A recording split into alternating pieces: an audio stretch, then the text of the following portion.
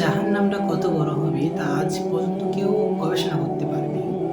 আজ পর্যন্ত কেউ কল্পনা করতে পারেনি। জাহান্নামটা আসলে এত বড় হবে যে আল্লাহ তাআলা এই পৃথিবীতে এমন কোনো মানুষের জ্ঞানের ভিতরে দেয়নি, সেই ধারণ ক্ষমতা দেয়নি যে সে জাহান্নাম নিয়ে গবেষণা করে দেখবে যে জাহান্নাম কত বড়, এবং জান্নাত নিয়ে গবেষণা করে দেখবে যে জান্নাত কত সুন্দর। এমন কোনো মানুষের জ্ঞানের ভিতরে দেওয়া হয়নি এই ক্ষমতা। জাহান্নামের উপরে যদি একটা বড় আকারে, বিশাল আকারের যদি একটা পাথর ফেলে দেওয়া হয়, সেই পাথরটা জাহান্নামের তলদেশ পর্যন্ত পৌঁছাতে প্রায় ৭০ বছর সময় লেগে যাবে। তাহলে আপনি একবার চিন্তা করে দেখুন যে যদি জাহান্নামের উপর থেকে একটা পাথর ছেড়ে দেওয়া হয়, সে পাথরটা যদি জাহান্নামের তলদেশ পর্যন্ত পৌঁছাতে প্রায় ৭০ বছর যদি সময় লেগে যায়, জাহান্নামটা কত বড় হতে পারে, জাহান্নামটা কত ভয়ঙ্কর হতে পারে।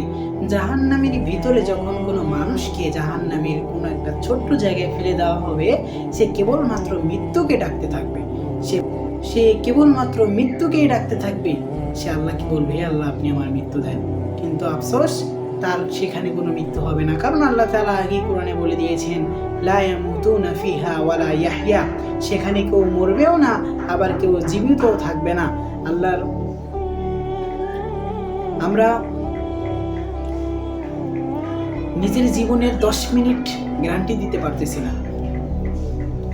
আমরা মৃত্যুর 10 মিনিট গ্যারান্টি দিতে পারতেছি না যে আমরা আগামী 10 মিনিট বাঁচবো কিনা। অথচ সেই 10 বছর পরে আমরা কি করব? সেই 10 বছর পরে আমাদের করণীয় কি? এই চিন্তায় পুরো পৃথিবী ব্যস্ত রয়েছে। এই চিন্তায় পুরো পৃথিবীবাসী ব্যস্ত রয়েছে। কেন? যে আপনার চিরস্থায়ী জায়গা যেটা, সেটাকে আপনারা ভুলে গেলেন। কিসে আপনাকে ভুলে গেলেন? কিসের মায়ায় পড়ে আপনি ভুলে গেলেন? আল্লাহ তাআলা যেগুলো কাজ নিষেধ করেছেন, যেগুলো করতে নিষেধ করেছেন, সেই কাজগুলোই আপনারা বেশি বেশি করছেন। আবার সেই কাজে কষ্ট পেয়ে আল্লাহকে বলছেন যে আমি আপনার কাছে 1000 বার চাওয়ার পরেও আপনি আমাকে দিলেন না। তুমি আল্লাহকে ছোট করছো।